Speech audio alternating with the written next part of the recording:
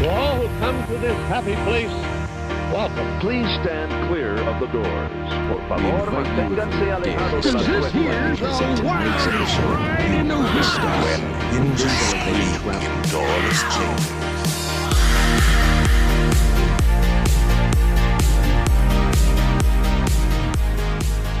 So today on Miles from Main Street, we have Topper Helmers back with us.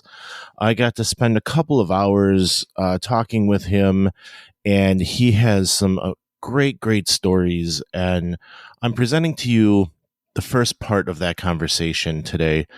The conversation went really long, and he had some great things to say, but we're going to spend some time hearing about more from Indiana Jones, some more stories about California Adventure, but we also get into a little bit more around some of the storyboarding he's done, some of the extra swag work that he's done for internal projects. We'll talk about Animal Kingdom and Dinoland and some of the other things that he's worked on. So it was a really great conversation. Like I said, I'm going to be giving you part one here.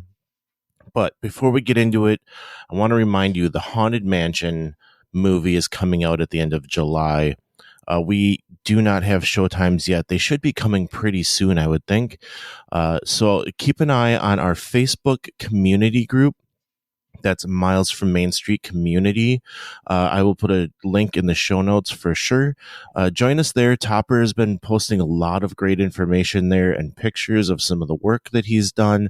So if you want to see some of the stuff he's talking about, definitely go check out our community group.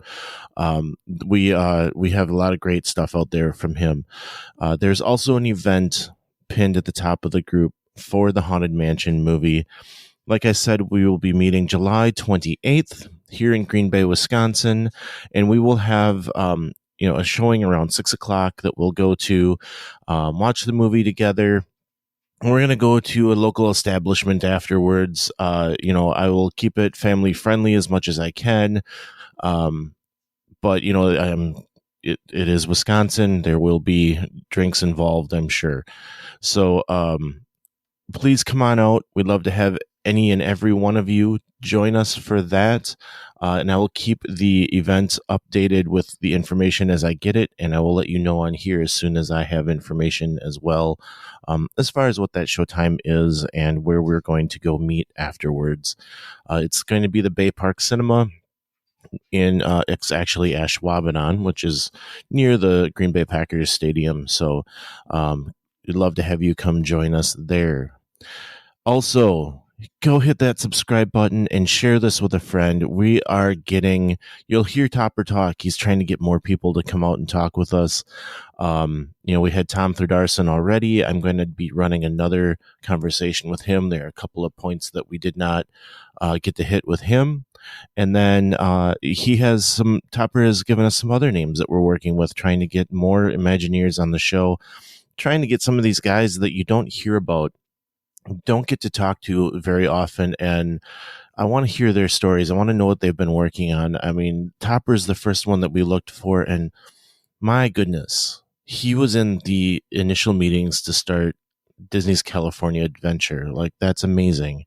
I know Tom did some work with Beastly Kingdom, so we're going to get into that with him. So it'd be great if you can come along with us for this ride. It's going to be so much fun as we continue this. But I'll stop rambling on. I'll let you guys get to the conversation with Topper Helmers. So I'm kind of curious if there's anything that you may have done. I know you had said you've done some storyboarding. What you may have done with storyboarding. Well, it's funny because a lot of the projects I work on, they call it all storyboarding. And I'm like, yeah, well, storyboarding to me is sequential storytelling. Kind of like, okay. The only difference between a storyboard and a comic book is literally, you're doing panels with arrows pointing which direction you want to go. And in a comic book, you lead the viewer through by the action on the page. Okay. And so some of the weird stuff that I did was I got hired in 1990 at Theme Park Productions, which, like I said earlier, is the division in Imagineering that's responsible for when you're standing in a queue line to get on a ride. And if you see a monitor explaining what it is you're going to see, that's done by Theme Park Productions. Okay. But the first thing that I did was literally they brought me on board to storyboard all of the Circle Vision film for Euro Disney. Okay. So this would all be 1990, July, August, September, before I joined the Indiana Jones team. So what would happen was what I did on those storyboards, because I knew it was Circle Vision, and it's one of those things that, one frame, when you think about storyboards, you think about just a frame with the action of where the viewer's supposed to look. Mm-hmm. But with Circle Vision, it's 360 feet. Yeah. So what I was doing on my storyboards was I was taking a long streak of paper, with a piece of tape that I could tape the ends, and you could literally put your head in it and turn the paper. So I was showing you everything that was going around on a scene in one long storyboard that would actually connect. So it would actually feel like, you were actually looking at what you were supposed to be looking at on the ride. Because if you're looking forward and I'm looking to the right, that's not the same storyboard. Well, on Indiana Jones, it was literally the same kind of idea, except you're on a vehicle that's moving forward, but we weren't showing you what's just always in front of you. There's always stuff going on peripherally on the sides. Mm-hmm.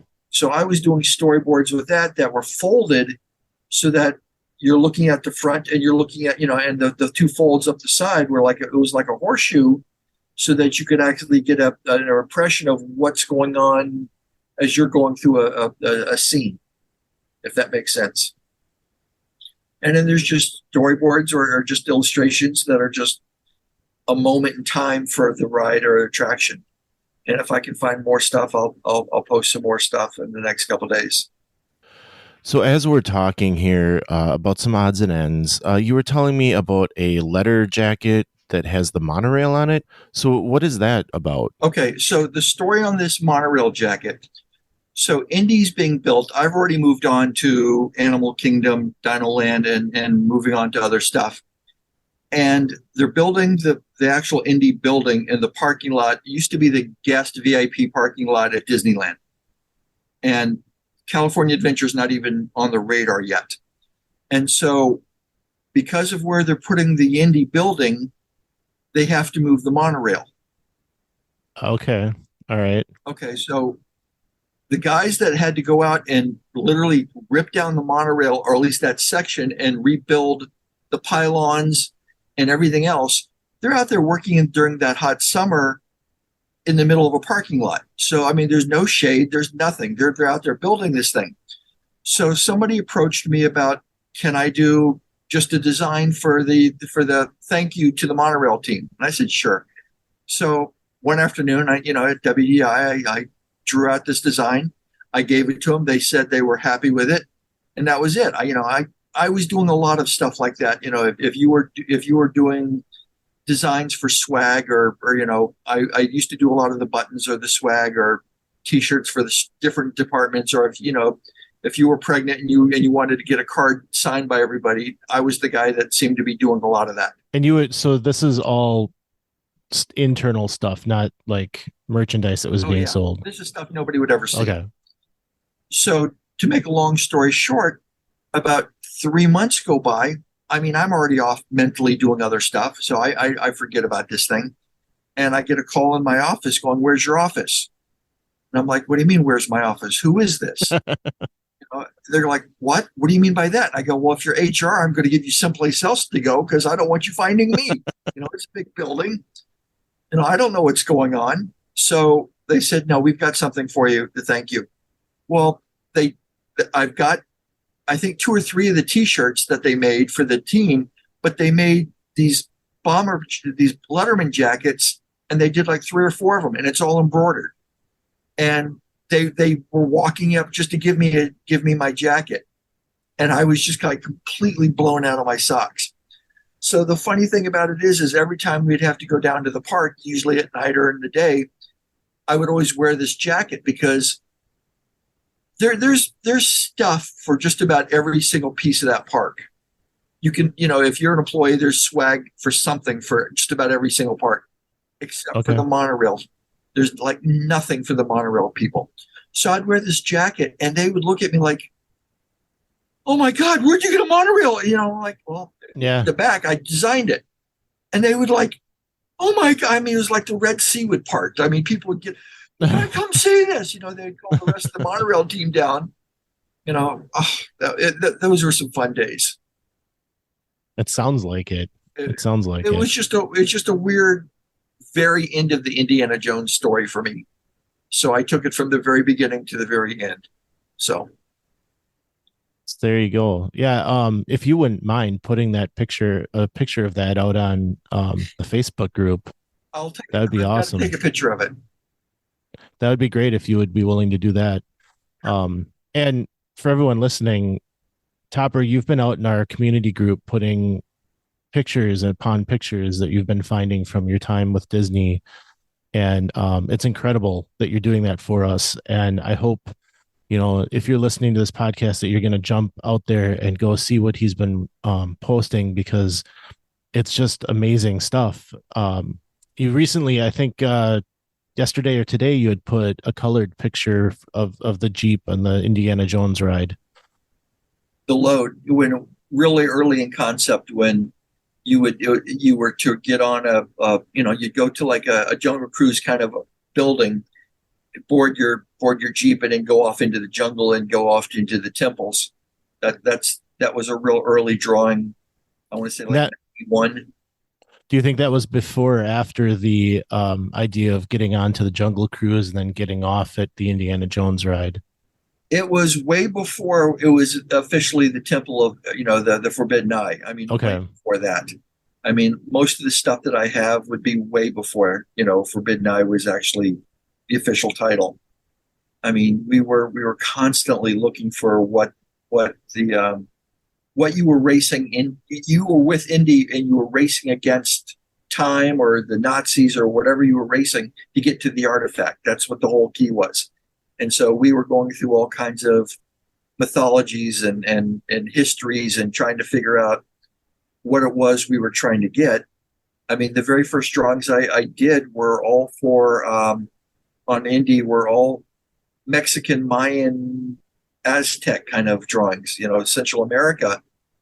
And I mean, going through chambers with hanging bodies, like petrified bodies just hanging there, that you'd have to bump through to get, the vehicle to get through to, and then go downstairs. And we were trying to figure out how to pull off, how to get, go down steps so that it felt like you were actually going off a temple.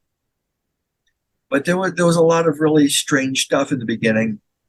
And then somebody decided, well, Central America is too close to Southern California, so we're not gonna go with that.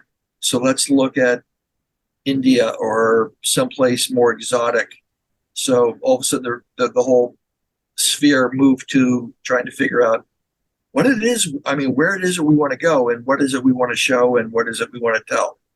So, okay, yeah, I've been loving all of the pictures you've been putting out there, so I wanted to get that mentioned. And well, thank you. I don't know how big an audience this actually has, so I've been posting it on my site. I've been posting it on today. I mean, for the Kickstarter, I posted it on 33 different sites. So hopefully more people will go, "Hey, this really looks fun. What is this?" And I'm saying, go to this site. Go to this site. So, that's great. I appreciate it. And everybody out there, you guys have been sharing things and subscribing to the podcast, and it's really been showing for us. So, I really appreciate those efforts, Topper, that you're helping out with that, because it's really showing in our numbers, and I'm loving seeing all this growth for us. So, a fast question though. Yeah. And I'm going to throw this out to the audience. if there's a question that you have for me, post it on one of the drawings. If I can answer it, I will. If I can't answer it, I'll let you know that I can't answer it. But I mean, I can, if you want to start a dialogue, I'll be more than happy to step up and help. Yeah, that's great. And it's Miles from Main Street community out on Facebook. We're usually pretty available to get you approved in there if you're not automatically. So, yeah, definitely come on out and ask Topper anything. He, as you've heard already, and you're going to hear tonight, like he's more than willing to give us any information he can. So, once Indy started getting locked down, I can tell you some of these stories. The actual ride vehicle was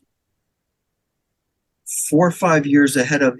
I mean, the ride vehicle itself was already in development before Indy decided that we could use that, if that makes sense. Mm-hmm. I mean, I think the ride vehicle was 7 years in development because nobody had ever done a simulator on a track and put it on wheels and sent it out before. I mean, if you think about all the other simulators, you're stationary and you're being jostled around, but here you're being put on a vehicle and sent forward. And what most people don't realize is, I want to say there were 33 different things that could happen to you. So when you went around the first corner and the door that you went through would set off certain things that only your vehicle would get. Does that make sense? Yeah. Yep. But if, and the doors themselves, there were 3 doors and it was on like a big pie wedge. So the pie wedge would rotate and you'd go through the next car would go through the next door. And that would trigger certain things for that vehicle. Okay.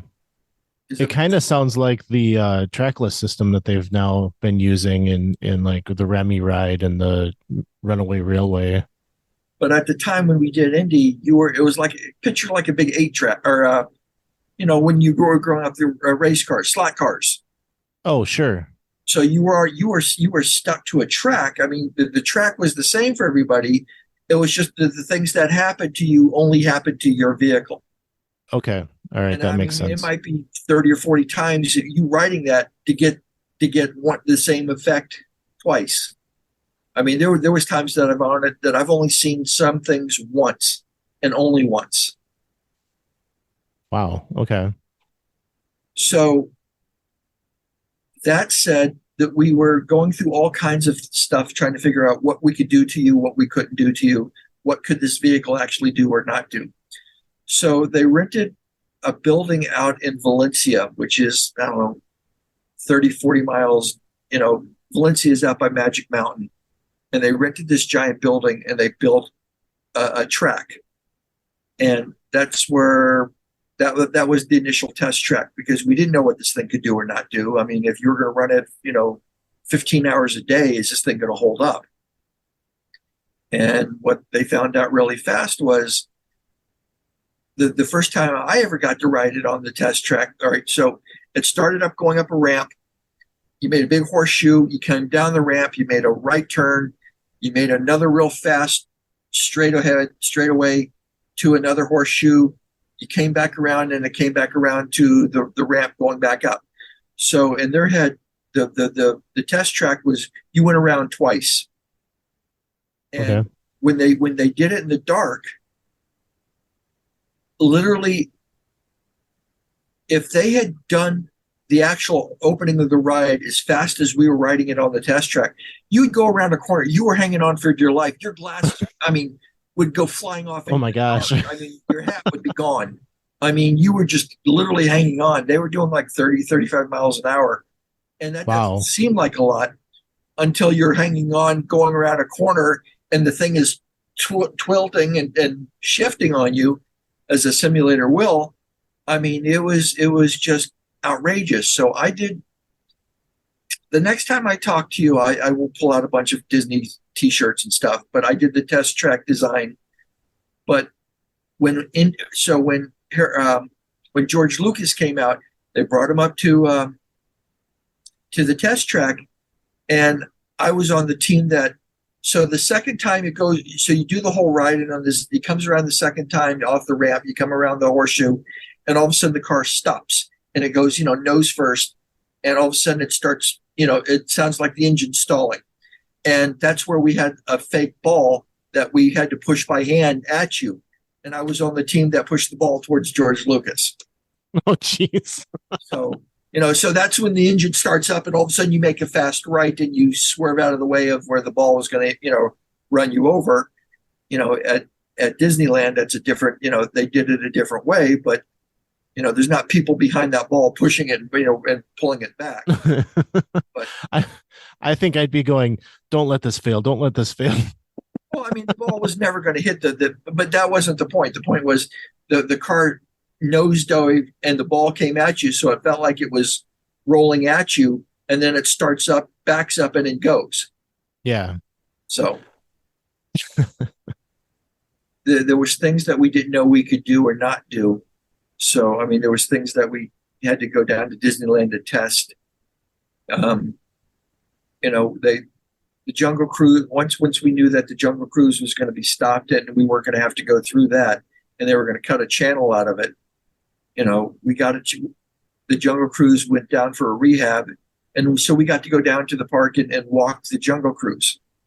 So that, you're walking through the channel, wow. This is the elephants, they're over there, and there's the gorilla with the alligator or the crocodile. And it was just fun to walk that and knowing that we were so close to having you get on that ride, riding it halfway, getting off, and then queuing into the Indy building. So that would have been really cool. Is it something that they would have, when you got on the ride on Jungle Cruise, that you had said like, no, I just want to do Jungle Cruise, or that you were saying you were getting on Indy? Was that? I'm sure that if you were just wanting to get on Jungle Cruise, you could have just stayed on the boat. Okay. But they didn't really get that far to figure out how that would work. When the actual ride actually opened, even with the soft opening, the lines went all the way through for Adventureland down to Main Street and all the way down to the courthouse, City Hall, turned around and came back up. I mean, oh my gosh. The line was like 4 to 5 hours long. Yeah. Didn't have virtual queue then, did they? No, they didn't. I mean, you were just there in line. Yeah. You moved after Indy. Where did you go then? I went to jury duty in downtown LA for about a year and a half. And then when I came back from that, I was assigned to Animal King or Dinoland for Animal Kingdom.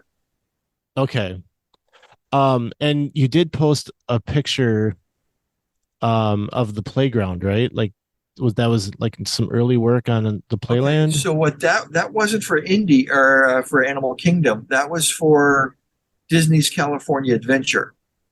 So, that's right. So I was doing that particular drawing that you're thinking about. If you think of California Adventure as a travel log for the state of California, and my section that I got to do was right in the middle was the mountain, which became the raft ride. And I'll tell you a funny story about what I wanted to do on that. But there was a couple playground ideas that I had in the background, and one of them was based around the La Brea tar pits. So there's no dinosaurs in that one, but there's a kid sliding through a slide right through a giant mammoth or mastodon skull.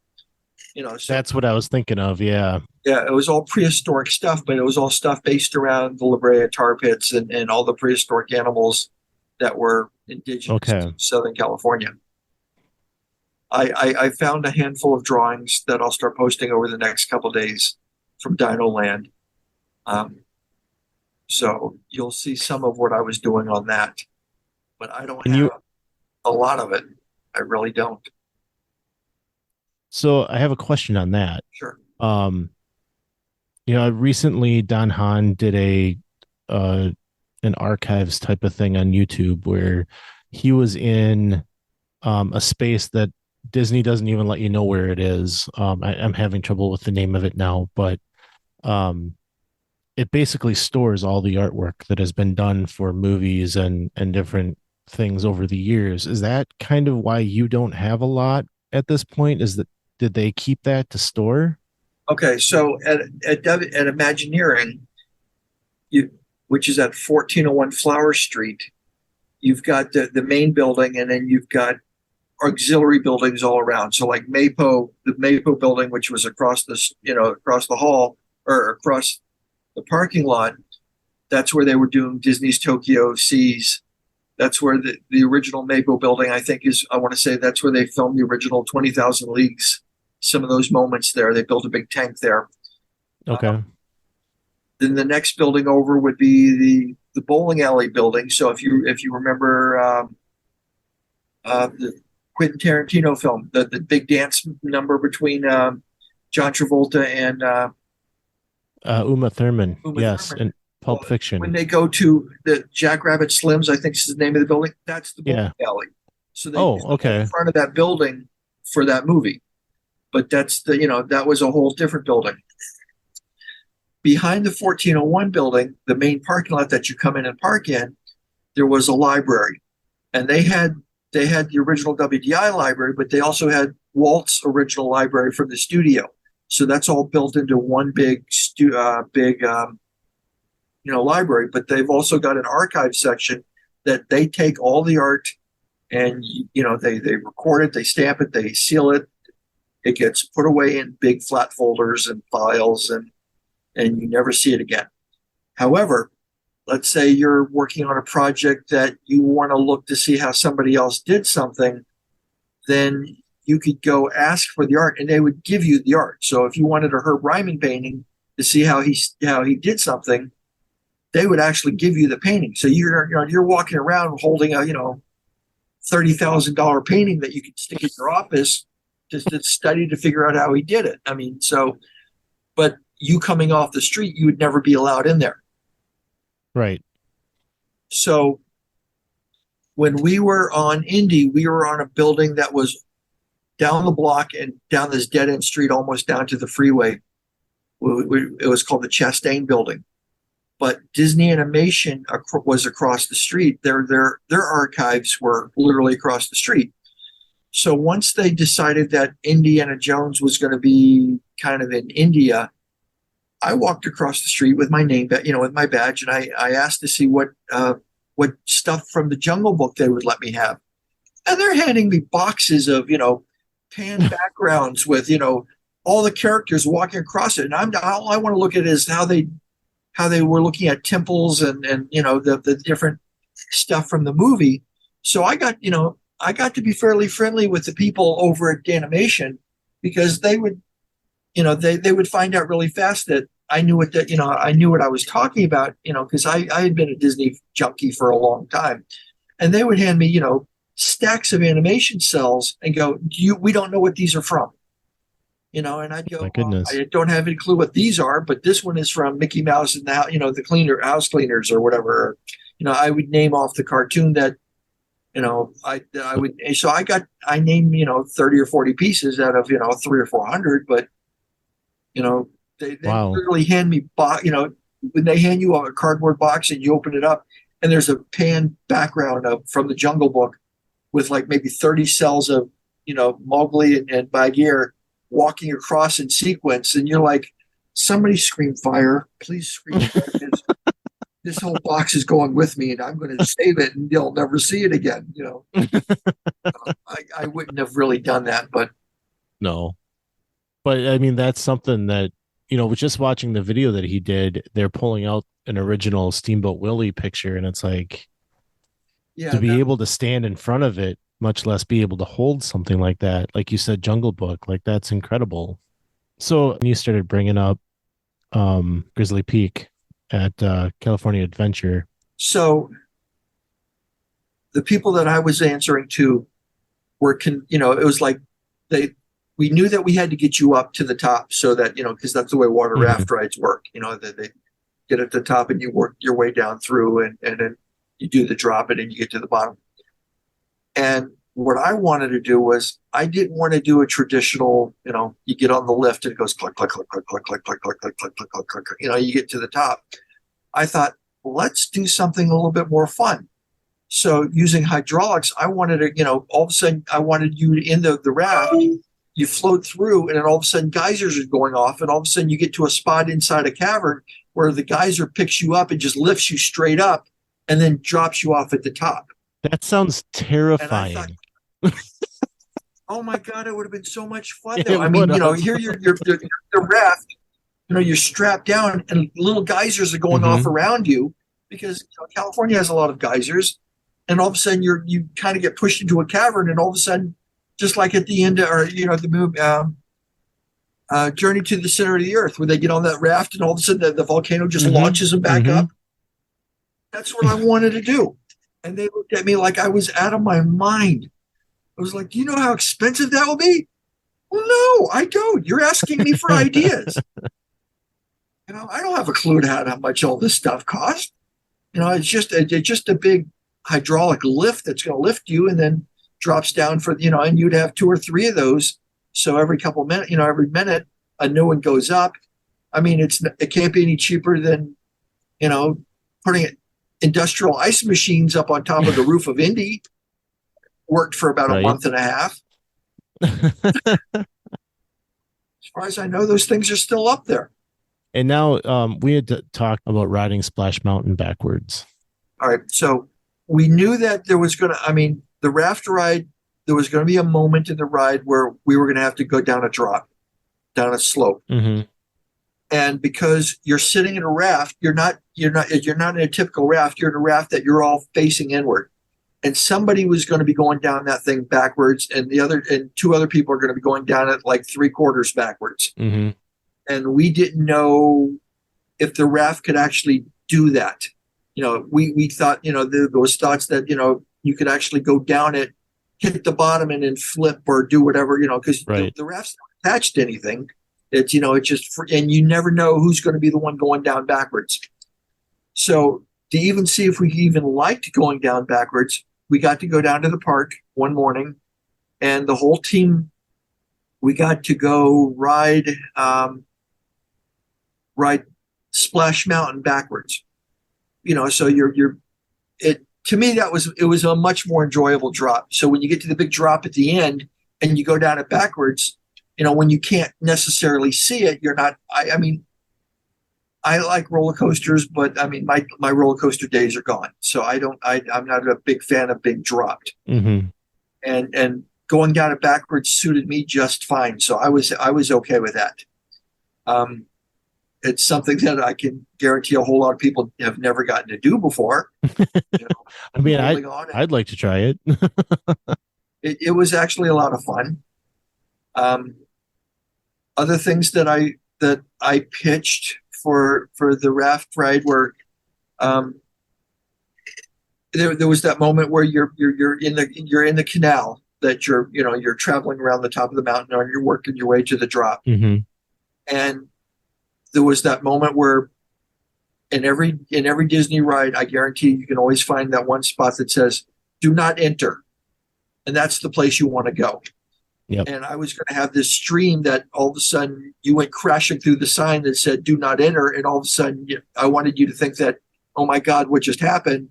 We're off course, and this isn't going to go well.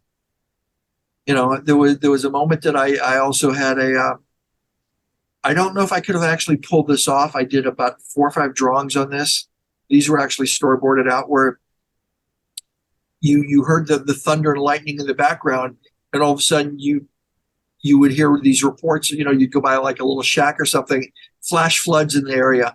And all of a sudden you'd realize that there was a flash, you're in the raft and an adjacent channel, you would have you'd see this wall of water going through.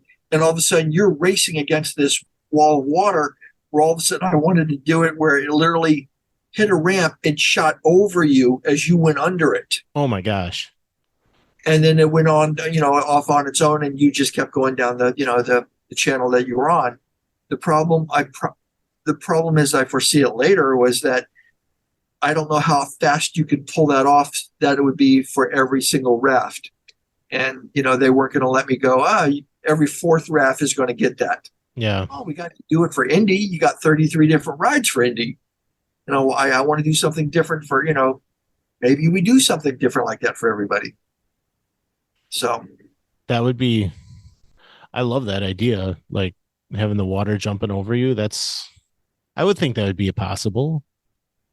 Of course, I'm thinking Well, 30. it would have to be set up so that literally the water would literally be shooting down so fast that when it hits it, it's just going to go over Right. with you going under it. That would be fun. Yeah. The drawings that they used for all the promotional stuff that I did were drop. All of a sudden you're on the ride, and all of a sudden you do a drop under a fallen log that looks like if you just go straight, it's going to take your head off. I did a lot of those kind of drawings. Really organic ups and downs, and fast turns and going under little waterfalls, the stuff that you do in most water rides like that. And so when we were trying to figure out if we could actually do the drop, there was a simultaneous team doing a raft ride in Animal Kingdom in Florida, and they were interested in knowing if they could do a drop as well. So the two teams basically split the cost of R&D for that, and that's how you ended up getting a drop. You had talked a little bit about Dinoland, and you had said that the Countdown to Extinction or dinosaur ride is the one thing that you haven't touched in there. So I'm curious about Dinoland. Like what types of things did you contribute to? Okay. So when I was doing everything for Dinoland, Countdown to Extinction wasn't even on the list. And I was all the galleries of the restaurant, they're all, each of the rooms was a different theme. It's all dinosaurs, but it was all themed. Mm-hmm. So I designed all the different rooms, the whole look of the restaurant, the Disney, the dinosaur store. I designed a couple drawings for that, and outside. The Brachiosaurus Bridge, I did the first attempt at that, and I found that drawing, so I'll post that the next day or so. So by the time anybody listens to this, you'll be able to see what I drew. I mean, it's a pen and ink, and then later another Imagineer came in and did a full-blown painting of it. So that's the one everybody sees. Nobody will ever see the one I did, which is okay. Yeah. But I did it first. I'm a snot. That's okay. There was a couple playgrounds for kids to play in, so I was kind of like that same La Brea tar pit kind of thing, but with dinosaurs. There was I did a couple different designs on a Dinoland roller coaster. There was a lot of stuff like that. And then when I went through it later with a different team, for in a different company, that we went down to Animal Kingdom for something, and they're walking through, and I said, "Yeah, I did everything, but work on the Countdown to Extinction." And he goes, "No, you kind of did, because it's the same ride system and attraction that Indiana Jones was. So as far as we're concerned, you worked on that too," and that made me feel better. But even though I really didn't have anything to do with Countdown to Extinction. So. Well, I was going to say, it is the same thing. They just kind of have it themed differently. And I know you've done a lot of work with dinosaurs, so I can't imagine that they were able to pull that ride together without something from you. There's some absolutely amazing dinosaur illustrators in LA. Bill Stout, Pete Von Schally.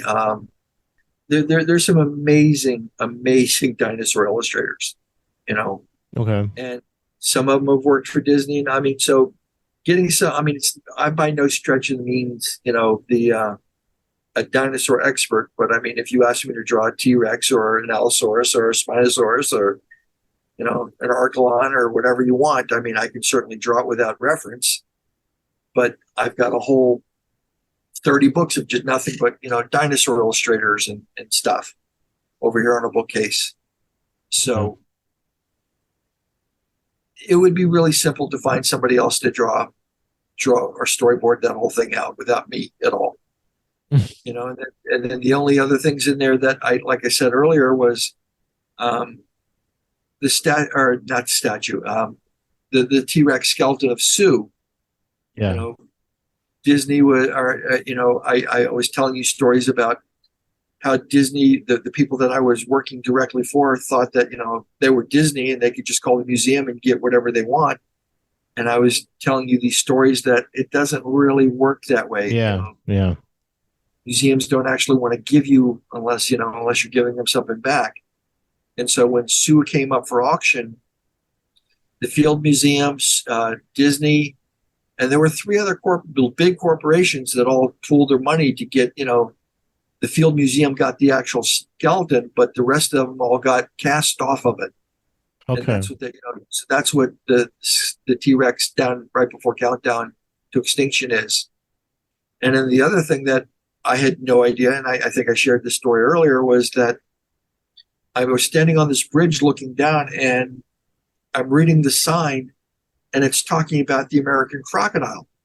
I'm like, what do you mean American crocodile? I mean, I know we've got alligators and caiman and all kinds of amphibious things like that, but I had no clue that there were indigenous to southern Florida. I don't know if there's saltwater crocodile or, but America, we have crocodiles. And I had no idea. I mean, I love everything about animals, and that was completely, and I'm looking at a pair of them, and I'm like, how did that happen? Where did they come from?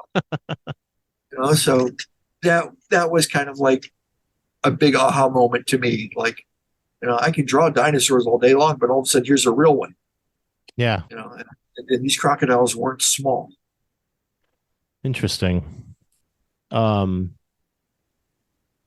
of the things that I like about Dinoland is that, like Chester and Hester's gift shop, and I believe you said you weren't involved with the college, the college intern story that is part of the Restaurantosaurus now. I think that was somewhere they went after you had worked on all the dinosaurs running across the walls or whatever, as you had told us last time.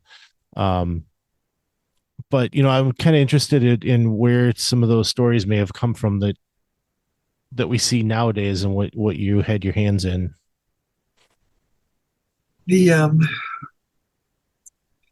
All right, so once an attraction actually opens, every time there's a rehab where they shut down a part of the park and they go in, whatever SQS or whatever Imagineers are going in to change something, they're adding more layers to the story.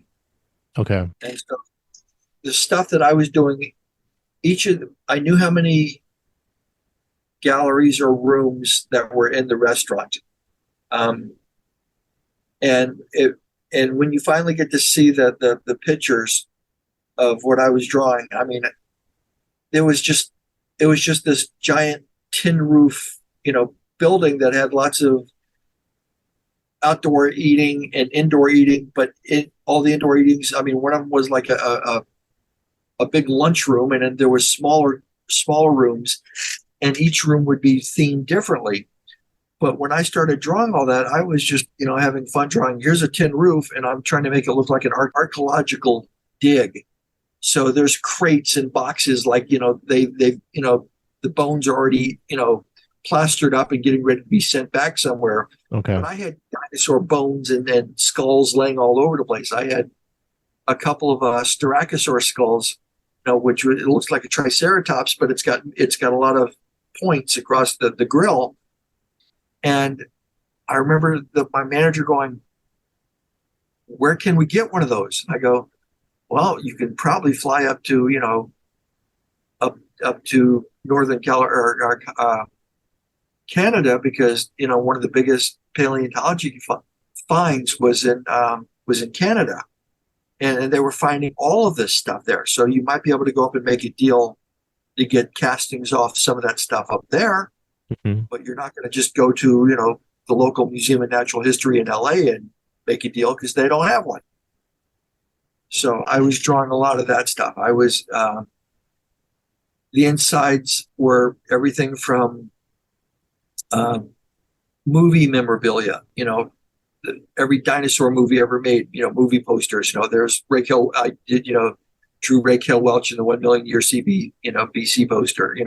I did the 1 million year BC poster from the 40s. I mean, there was a lot of half fun dinosaur movie, Gorgo, the British film. I mean, there's a lot of dinosaur movies over the years.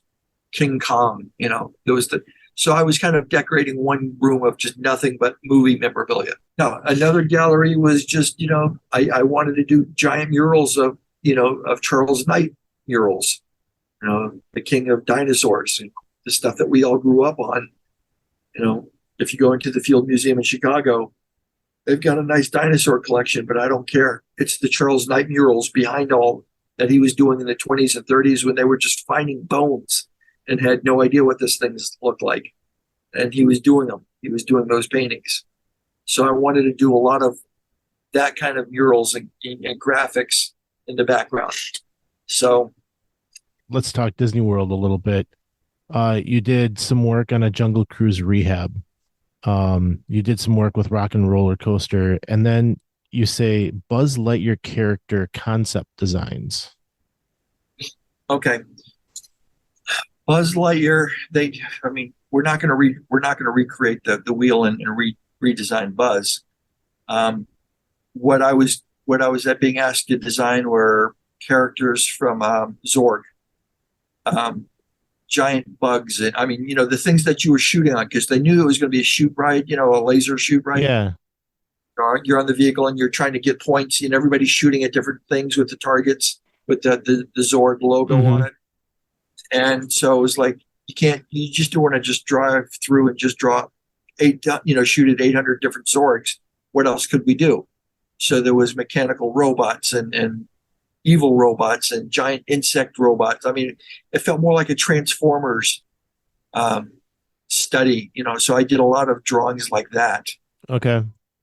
I'm specifically thinking of like one of those orange alien things. Was that some of the stuff you were doing too, or just the robots itself? I felt like I was drawing more giant insect kind of, really kind of scary stuff. Okay. Not so much feel good kind of, Buzz Lightyear stuff. I mean, this was long before the movie ever came out. Mm-hmm. So we were just making stuff up. Well, we all love that ride. So, I think that's awesome to be able to talk to you about that. Yeah. So like, it looks like there was a lot of presentation drawings that you were doing for different rehabs, maybe. I don't know if you've got any good stories around those. Well, the Rock and Roller Coaster, that was a complete storyboard drawing. I mean, that was like 45, 50 drawings. And it was, and at the time that the pitch was going to be to Aerosmith, I think that's who they were. That's what I was drawing. Okay. So you were seeing a lot of the guys from Aerosmith, and then you got launched up, and it was like, everything that you went on the ride, everything you saw. So that's what I storyboarded that. They were quick drawings that, 7-8 inches wide by a couple inches tall. And are you talking like the pre-show type of stuff that you were storyboarding?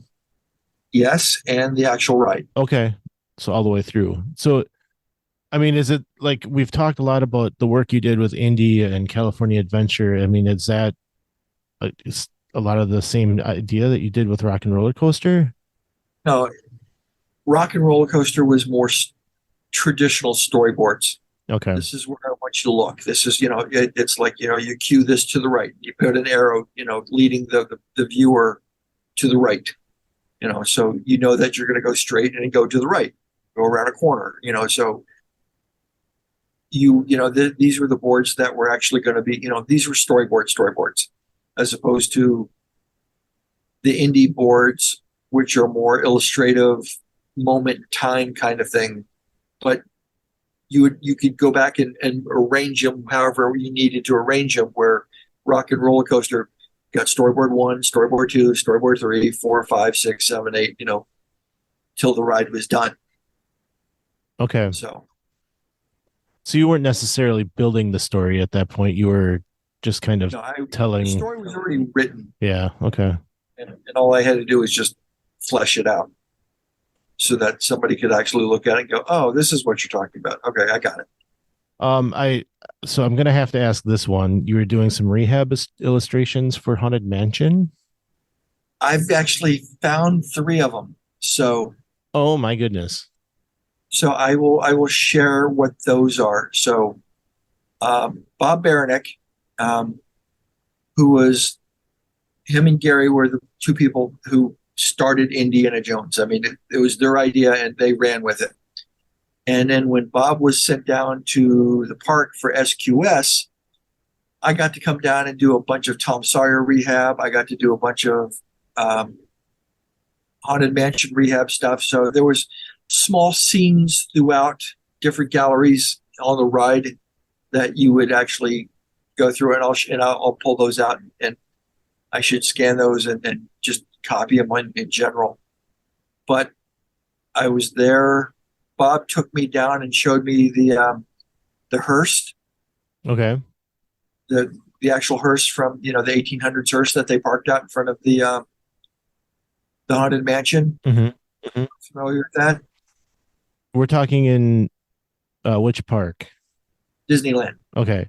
And the gag, the gag with the horse,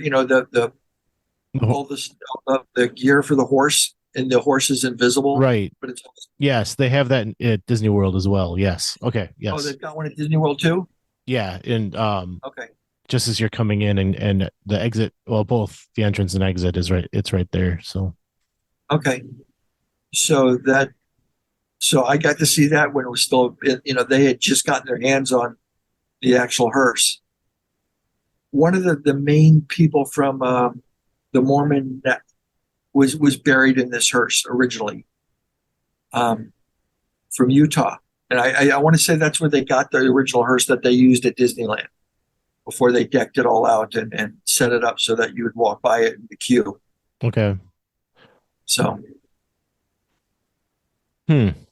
So what was the rehab you were working on for there then? There was just different ideas, different illustrations about. One of them was paintings that were coming to life. That all of a sudden the ghost would literally come out of the painting at you. It was like a 3D optical effect. Which at the time they could pull off. There were just small scenes like that, but okay. It wasn't like, shutting down and redoing a whole room. It was just little moments, that they were going to show somebody to see, hey, let's do this, let's do that. Okay. So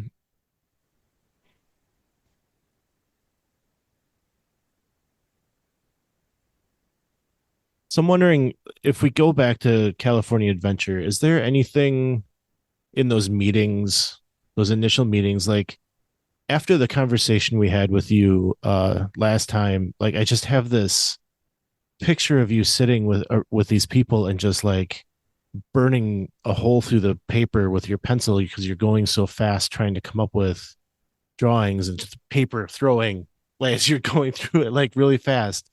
So I feel like this is like a flurry of ideas that are going, and you're just trying to like put it down on paper as fast as you can. So we're in a room, we're divided into 3 teams. And you're sitting at a table with some very heavy Disney presidents and vice presidents and Imagineers, stuff like that. And there were 3 artists, there was 3 WDI artists that were attached to that. And so me being one of them. And so as they're throwing out ideas, your job was to catch that moment and flesh it out as fast as you can while still listening to the rest of the ideas going on around you. And you just kept drawing. And then at the end, they took everything and then went back and figured out what they wanted to do. So it wasn't like we ever got a chance to sit there and go, we never had a chance to sit and go, oh, I don't remember us ever saying, let's do this. And this is what we're going to do. And this is how we explained it. It it always felt like to me that in the beginning they kind of had an idea that this is the direction they wanted to go, and then I always felt that it had already been locked down, that Disney's California Adventure was already a preordained. But can I prove that? No. It just always felt that way, that it just magically everybody approved it, and all of a sudden that's what we were moving forward with. Well, So if that makes any sense. Yeah, and I feel like that's kind of the story we get nowadays too, is that this was Michael Eisner's idea. This is what he wanted, as far as the whole California story, as you called it. So I guess that tracks as far as how we're hearing that story nowadays. So I'm guessing there wasn't a like aha moment, we're going to create something called California Adventure. It was kind of, here's what we're thinking, what's it going to look like? Okay, so if you take that thought, Mm-hmm. to me it was like, that's exactly where I thought this had gone. At the time that they said this is what we're doing, and I'm like, well, then why did you just waste like a whole day getting to that? If you knew that's what you wanted, why didn't we just get to it earlier or faster than this? And again, can I prove that? No, I can't. But that was always my gut feeling, was that, okay, they know what they kind of want, but they don't know what's going to be in this. Yeah. And I think the three teams had enough good ideas that they came back and said, all right, this is what we're going to do. This is what's going to happen in this land. This is what we're going to do here. This is what we're going to do there. So. Okay. I got to work on 4 different sections. I got to work on the animation section, which was a lot of fun because, all of a sudden, Tarzan was the big animated film coming out, and all of a sudden, next thing I know, I come back to my office, and I've got like 15 giant boxes of just about every storyboard, drawing, layout, and drawing from Tarzan, all sitting there. It's like, oh, okay. What do I do with all of this? So there you go. Part 1 of our conversation with Topper Helmers. We have a lot more coming. We're going to find out what he did with all that Tarzan art. I mean, that's quite a thing to have dropped in your office. We're going to hear a little bit more about other times that he was given art to reference when we get back to talking with Topper. So I hope you'll join us next week. Get out on Instagram and like us there. We are at Miles from Maine ST. Find us on Facebook. We are Miles from Main Street on Facebook. And also, like we had talked about, get on that community group. Get some of this information that Topper is giving you. And it'd be great to see you. So that's all we have this week. So as we like to say, some live close, but others don't. So let's talk about it. We'll see you next time on Miles from Main Street.